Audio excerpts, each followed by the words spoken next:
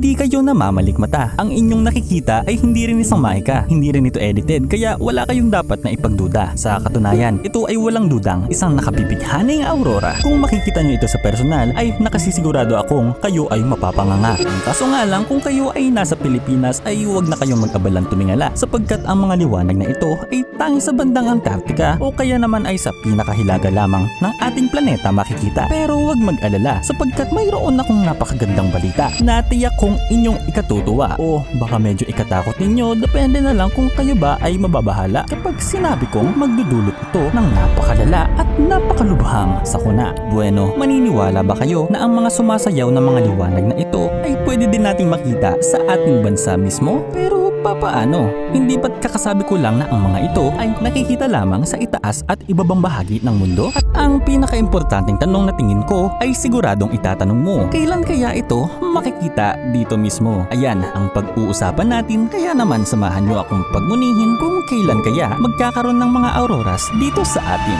Mga ilaw na animoy kurtina na sumasayaw-sayaw sa kadiliman ng gabi, magmula sa kadalasang kulay luntian, asul at lila hanggang sa napakapambihirang dilaw pula, kulay rosas at puti. Ayan ang kilalang itsura ng mga northern o southern lights na lubos na nakabibighani. Pero bakit? Bakit nga ba ganun ang itsura nila na lubos na nakaaakit? Alam nyo ba na ang ating araw at ang dala nitong liwanag at init ang direktang sanhi ng kanilang pagsasayaw? Gayon din kung bakit hindi sila pangit. Pero alam mo ba kung ano yung pangit? Ikaw, kung iisipin mo, hindi ba't ang pangit ng logic? Paano namang makaaapekto ang araw? Hindi ba kapag mayroong aurora, ang araw natin ay nasa kabilang dako pa ng daigdig?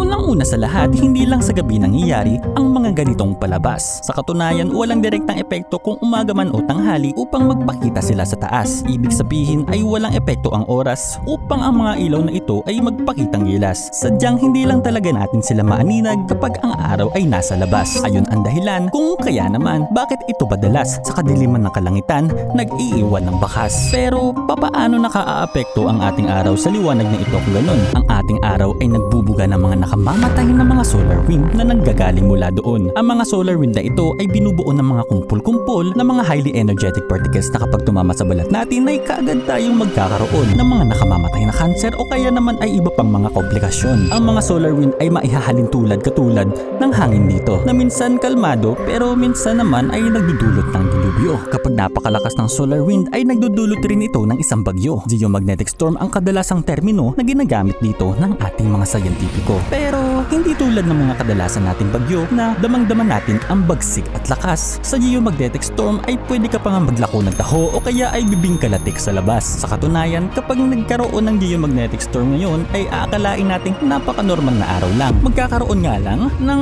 mga malawakang brownout pagkawala ng mga internet at pagkaputol ng ilang mga radio signal. Sa madaling salita, ang mga pinsala na idudulot ito ay tanging sa may kinalaman lang sa teknolohiya ang makakaramdam. Kung ang bagyo o ulan sa atin ay nagbubunga ng mga bahaghari, ang mga geomagnetic storm naman ay nagbubunga ng mga aurorang nakabibighani. Ang mga malalakas na geomagnetic storm na ito ay nangyayari kapag bumangga sa magnetic field ng ating planeta ang solar wind ng napakatindi. Pinipigilan ng ating magnetic field ang solar wind na lubos na napakadelikado na pasukin ang loob ng atmosfera ng ating mundo. Ginagawa ng ating magnetic field ito sa pamamagitan ng paglilihis ng mga charged particles papunta sa North at South Pole para doon sila tumungo. Habang pumupunta ang mga particles na ito sa timog at hilaga, sinusundan nito ang magnetic field lines na dahilan ng pagkakaroon nito ng parang hugis kurtina. Ngayong alam na natin kung bakit ganoon ang hugis ng mga auroras, alamin naman natin kung bakit ganoon ang kulay nila at bakit sila ganoon kaangas. Ang mga kulay ng mga ilaw na ito ay nakadepende sa dalawang salik. Ito ay ang klase ng gas molecules na binabangga nito sa langit, gayon din kung gaano kataas nangyari ang kanilang banggaan, kaya naman matik na kapag naghalo-halo ang mga salik na ito, ang mga kulay na pinapakita nila ay tuluyang mabubuo. Upang tagos sa bungo nating maunawaan ang pangyayaring ito, halina't isa-isahin natin ang dalawang salik na dito ay nakaaapekto. Paano nga ba nakaaapekto? Sa kulay ng mga aurora ang klase ng mga gas molecules na binabangga nito. Kung tanda pa ninyo ang mga itinuro sa atin noon ng physics o chemistry teacher ninyo, ang kulay ng anumang bagay ay nakadepende sa kung papaano ito i-absorb at i-reflect ang kulay ng liwanag na gusto nito. Halimbawa, ang mga dahon ay kulay luntian, ayon ay dahil gustong i-absorb ng mga atoms nito ang kulay asul, pula at wala ng anuman. Kaya naman, ang matitirang kulay ay tanging luntian na lang na siyang nakikita natin sa ating kapaligiran kahit saan. Ang kagustuhan ng isang bagay na i-absorb ang trip nitong kulay ay nakadepende sa tinatawag nilang energy level, kung low ba o high. Ito ang enerhiyang kailangan upang ang mga electron na ito ay patalunin o pababain sa orbital ng kahit na anong bagay. Kapag bumaba ang electron ay liwanag ang kanyang ibibigay. Samantalang kapag tumalon naman ito sa mas high, ang ibig sabihin nun ay may liwanag itong taglay. Ngunit hindi gaya ng dahon na nagre-reflect lang ng kulay galing sa liwanag ng ibang bagay, ang mga aurora naman ay lumilikha mismo ng ilaw nitong tunay. Sa madaling salita, ang mga elektron ng mga aurora na ito ay bumababa sa orbital, kaya naman sila ay nakakagawa ng sarili nitong liwanag na kanilang niluluwa. Nakadepende ang kulay ng liwanag na ito sa kung gaano karaming enerhiya ang kailangan para mapatalon ang elektron sa orbital na mas mababa. Kung maliit lang naman ang pagtatalon ng orbital na pagitan, kadalasang kulay pula naman ang kanyang tutuluyan, sapagkat ito ay may mababang frequency na dahilan upang ang pagkakaroon ng mababang enerhiya ang siyang kanyang kailangan maramdaman. Samantalang kulay asul naman, madalas kung napakalayo ng pagtatalunan, sapagkat mataas na frequency ang kanilang magiging kailangan. Ngayong may lubos na tayong pag-unawa sa kung papaano ang kulay at liwanag ng mga bagay ay nagagawa, ang mga gas molecules na nagdudulot ng iba't ibang kulay sa mga aurora ay ang mga oxygen, nitrogen at marami pang iba. Ang kulay na ipinapakita ng oxygen ay madalas berde at madalang namang pula, samantalang ang nitrogen naman ay asul ang madalas nakikita, habang lila naman ang mas pinakapambihira. Hindi random ang pagpili ng mga kulay na ilalabas nitong mga gas. Depende sa kung saan ito nagbabanggaan na altitude o taas. Ang pula na oxygen at lila sa nitrogen ay sa mataas na altitude lumalabas, samantalang nasa mababang altitude naman makikita ang kulay na luntian at asul na mas madalas. Ito ay dahil kapag ang altitude ay tumataas, mas bumababa ang density ng atmosfera at mas lumalawak yung kanilang mga mass. Kaya nga yung mga taong umaakit sa mga bundok na matataas ay kadalasang nangangailangan pa nga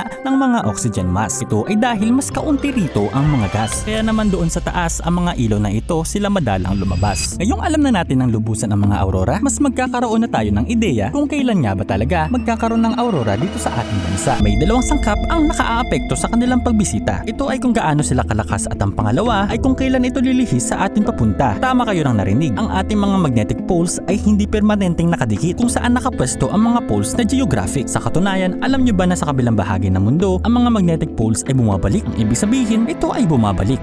Tinatawag nila itong geomagnetic reversal o magnetic flip. Pero huwag kayong mag-alala at huwag din magpanik, sapagkat hindi naman ito maghahasik. Sa katunayan, isang normal na bagay sa ating planeta na ang mga magnetic poles ay magpapalit, at wala ni isa base sa mga nakalap na mga geological records na magdudulot ito ng pagkaka-extinct. Nangyari ito kada 250,000 taon ng irregular on average. Ang huling pag-flip ng mga ito ay noon pang 780,000 taon mula ngayon. Kaya naman hindi malabong nalalapit na uli mangyari ang ganitong phenomenon. Ang mga posibleng mangyari kapag nangyari ito ay ang pagkakaroon ng kalituhan ng hayop at navigating device interruption. Ang bilis ng naoobserbahang paggalaw ng mga magnetic poles na ito ay umaabot ng nasa 55 km raw kada taon. Kung magpapatuloy ang ganitong trend ay maaaring sa equator ito mag-transcend, na kung saan malapit sa Pilipinas, at baka nga sa taong 2204 ito umaten. Hindi pa tiyak kung sa Pilipinas ito eksakto mag-e-expand ng oras, sapagkat ang galaw nito ay paiba-iba ng direksyon na di masyado makomprehend. Pero mas mataas ang tsansa sa Pilipinas ito mag-e-end kung mas malakas ang tatamang geomagnetic storm na magdudulot sa planeta natin para tuluyan ng mag-end. Kaya naman kung bigla kang makakakita ng aurora habang nasa Pilipinas ka, ay mabighani ka muna sa umpisa, pero pagkatapos nun ay magdasal-dasal ka na, sapagkat sa parehong oras ay mapapasabi ka rin na, Diyos ko po, katapusan ko na.